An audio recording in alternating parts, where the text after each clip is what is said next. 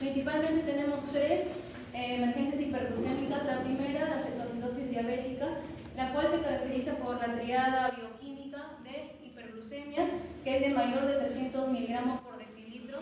Esto se debe principalmente a la sobreproducción de glucosa y a su menor utilización, que lo vamos a ver más adelante a qué se debe esto. La cetonemia, cetonuria, que es la presencia de cuerpos cetónicos tanto en sangre como en orina. Esto se debe al aumento de las hormonas contrarreguladoras, es decir, que son las opuestas a la insulina, como glucagón, cortisol, las cuales van a estimular la gluconeogénesis y la lipólisis, y esto se va a encargar de que los ácidos grasos libres se conviertan en el hígado en cuerpos cetónicos, principalmente en el beta-hidroxibutirato, acetoacetato y acetato, y estos que son cuerpos cetónicos van a conllevar prácticamente a la disminución de pH y por ende a una acidosis metabólica, que es el tercer punto de la tríada. Es por eso que hay un pH menor a 7.3 y un bicarbonato menor a 15%, ya que el bicarbonato es este sistema amortiguador que trata de compensar esta disminución de pH, pero obviamente también llega un momento que se está agotando y por eso su disminución. Luego, la otra emergencia hiperglucémica sería el estado hiperosmolar hiperglucémico, la cual está asociada principalmente a una hiperglucemia extrema, es mayor a 600 miligramos por decilitro, y por ende va a conllevar a una hiperosmolaridad que es mayor a 320 miliosmoles por litro. Recordando los temas de hiperosmolaridad, estamos hablando de que en un solvente hay demasiados solutos, ¿no? En un disolvente hay demasiados solutos, entonces por esta acumulación excesiva de glucosa en sangre es lo que conlleva una hiperosmolaridad. Y la deshidratación severa se debe obviamente a este estado hiperosmolar que trata el cuerpo de jalar agua por ósmosis, ¿no? Pero a diferencia de la cetosis diabética, pues no va a haber una cetoacidosis aquí en el estado hiperosmolar hiperglucémico. ¿Por qué? Porque la insulina, aunque está deficiente, va a ser suficiente para evitar la lipólisis, ¿no? Y la presencia de cuerpos cetónicos.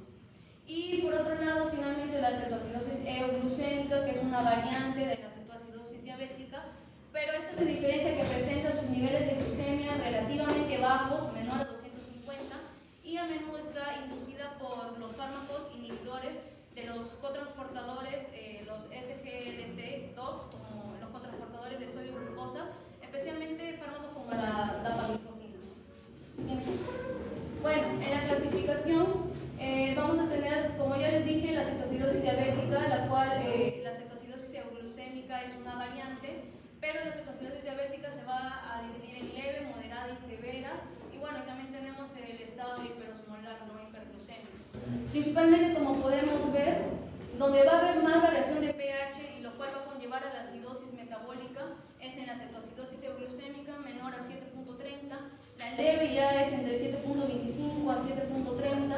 Ya la moderada es de mayor a 7 pero menor a 7.24, y ya la severa hay una acidosis metabólica y presentando un pH menor a 7, mientras que en el estado hiperosmolar pues es mayor a 7.3. Bueno, el carbonato sérico, que es el sistema amortiguador en cetoacidosis euglucémica y leve, vemos que está entre 15 y 80. En moderada ya está de 10 a menor de 15, que es 14, ¿no? Y la severa, que es menor a 10. En cuerpos cetónicos vamos a presentar, va a estar presente, va a dar positivo en la cetoacidosis diabética y en la cetoacidosis euglucémica, y negativo en el estado hiperosmolar.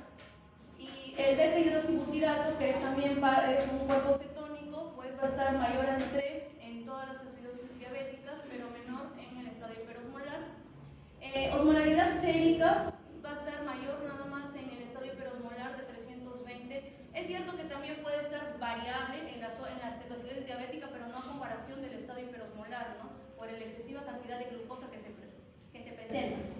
El anión GAP, que es prácticamente el equilibrio ácido-base, bueno, podemos decir acá que existe en la cetoacidosis diabética, que también se va a explicar más adelante, hay una brecha aniónica alta debido a que prácticamente si esta sale mayor a 12, que es prácticamente una fórmula de sodio menos cloro más bicarbonato, si es mayor a 12, entonces estamos frente a una acidosis metabólica, ¿no? En estado mental, cetoacidosis euglucémica y leve están alerta, ¿no? Por la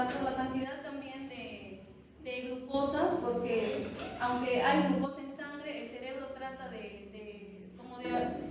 de amortiguar esto, pero puede llegar a estupor o coma ya en estados donde hay mayor cantidad de glucosa, ¿no? En la etiopatogenia, principalmente en la cetoacidosis diabética, va a estar las infecciones, también tal vez la suspensión de insulina, ¿no? Estrés fisiológico como infarto agudo del miocardio, las enfermedades cerebrovasculares, trauma, uso de medicamentos como corticoides o diuréticos.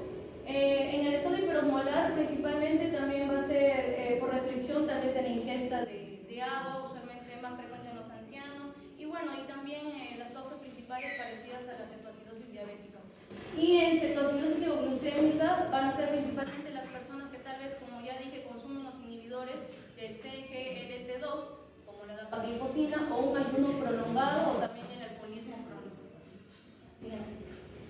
Bueno, en la fisiopatología de la cetoacidosis diabética, la deficiencia de insulina, también va a haber un déficit de insulina, pero también va a haber un exceso de las hormonas contrarreguladoras, como ya lo dije, que es el glucagón, el cortisol, las catecolaminas, noradrenalina, adrenalina y la hormona de crecimiento, las cuales, bueno, también va a haber un desorden biohormonal, es decir, menos concentración de insulina, pero entonces una mayor estimulación del glucagón. Entonces esto va a conllevar a las alteraciones metabólicas principales.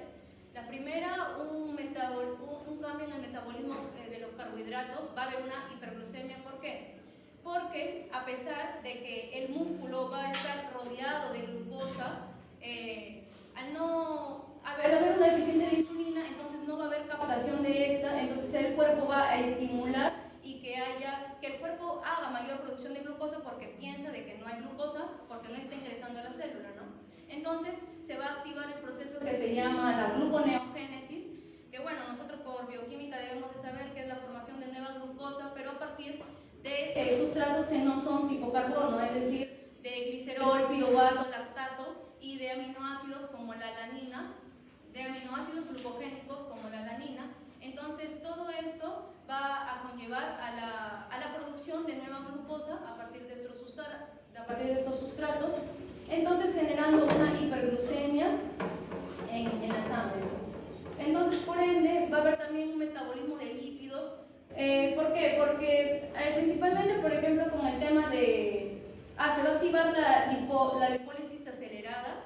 ¿Por qué? Porque el cuerpo también va, mediante el tejido adiposo, va a tratar de obtener energía, y mediante los triglicéridos, mediante la enzima, la lipasa, hormona sensible, esta va a dividir este triglicérido en glicerol y en ácido graso. El glicerol es la que va a ayudar en la gluconeogénesis, y el ácido graso libre, pues va a ir hacia la sangre y posterior va a ir hacia el hígado,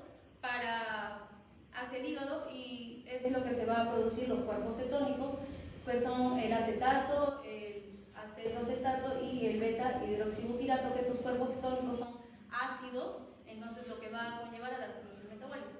Y en el metabolismo de proteínas, prácticamente ante la déficit de insulina, entonces va a haber una estimulación en el proceso también catabólico de la destrucción de las proteínas para obtener de ahí la glucosa, ¿no? Que son, o sea, para obtener los aminoácidos gluconeogénicos. Entonces, el impacto en los órganos clave, en el hígado, como ya dije, se va a estimular la gluconeogénesis y la lipólisis. De igual manera, en el tejido adiposo, en el músculo esquelético va a haber un aumento de la proteólisis, y en el riñón esta hiperglucemia va a generar una diuresis osmótica que incluso si sobrepasa el umbral renal mayor a 180 de miligramos por decilitro, pues va a haber glucosuria, ¿no? Entonces, en consecuencias fisiológicas vamos a tener una deshidratación severa, una acidosis metabólica, ya lo dije, por la presencia de estos cuerpos cetónicos, hay una hiperosmolaridad y alteración electrolítica. Bueno, parecido al estado hiperosmolar hiperglucémico, ¿no? La deficiencia de la insulina, el aumento de las hormonas contrarreguladoras, como ya les dije, glucagón, cortisol, hormona de crecimiento, pues va a haber una menor utilización de glucosa, pero estos dos van a generar el aumento de la lipólisis, pero como ya les dije, en el hiperosmolar, aunque la insulina es deficiente, pues esta va a ser suficiente para inhibir cierta parte de la lipólisis y no darse la presencia para no darse la cetogénesis, ¿no? la formación de cuerpos cetónicos. Entonces, mediante la lipólisis leve y la proteólisis, pues se van a obtener los sustratos glucogénicos, como ya les dije, glicerol, aminoácidos, el lactato. Entonces se va a estimular la gluconeogénesis generando una hiperglucemia, ¿no? Esta hiperglucemia va a generar la glucosuria, que es cuando ya se sobrepasa el umbral renal de 180, pues entonces va a haber una pérdida de agua, de electrolitos, por la misma ósmosis, ¿no? Se va a extraer agua de las células, entonces generando al paciente una deshidratación también severa. Entonces una disminución de la ingesta de agua pues va a llevar también a un estado hiperosmolar, ¿no? Que es lo que generaría una alteración renal, que conllevaría el estado hiperglucémico hiperosmolar.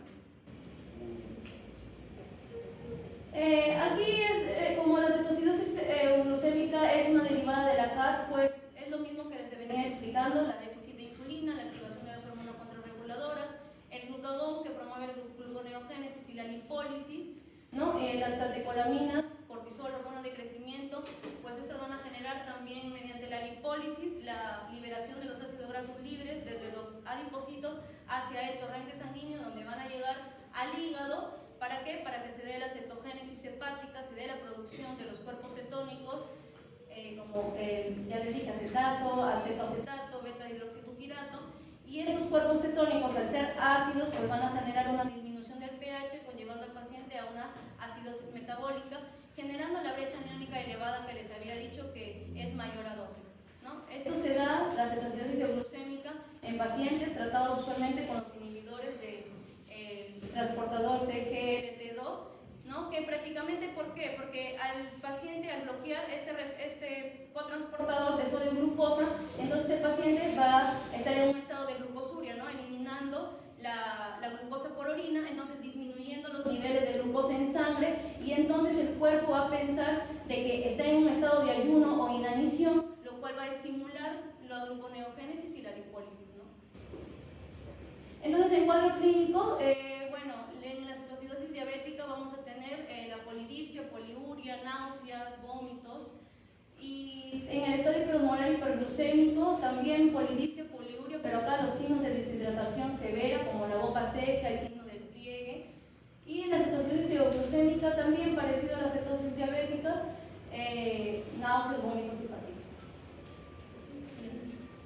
Bueno, y en los exámenes diagnósticos, del cual nosotros podemos utilizar es prácticamente glucosa plasmática para identificar en cuánto de glucosa está nuestro paciente, teniendo en cuenta, ¿no?, el estado hiperosmolar hiperglucémico, que es mayor a 600, la gasometría para saber su pH arterial, si es menor a 7.30 y si está en acidosis metabólica, porque si no está en acidosis metabólica, entonces podríamos ver que, y si está aumentado, pues es un estado, si está aumentada la glucosa a mayor a 600 y no hay acidosis metabólica, pues estaríamos frente a un estado hiperosmolar, ¿no?, hiperglucémico. La presencia de cuerpos cetónicos, que lo podemos ver en la cetoacidosis y en la cetoacidosis euglucémica, y la osmolaridad, que mayormente se ve en el estado hiperosmolar hiperglucémico. Ya, eso sería todo. Una pregunta. ¿Cuáles serían las diferencias entre las bioquímicas entre la acidosis diabética y el estado hiperosmolar hiperglucémico? Ya, como lo dije, las diferencias bioquímicas prácticamente es la triada que caracterizan a cada una, ¿no? La cetoacidosis diabética es por hiperglucemia mayor a 300, por el bicarbonato y por la acidosis metabólica, y a comparación del estado hiperosmolar, que prácticamente se caracteriza por la hiperglucemia, por la hiperglucemia, la deshidratación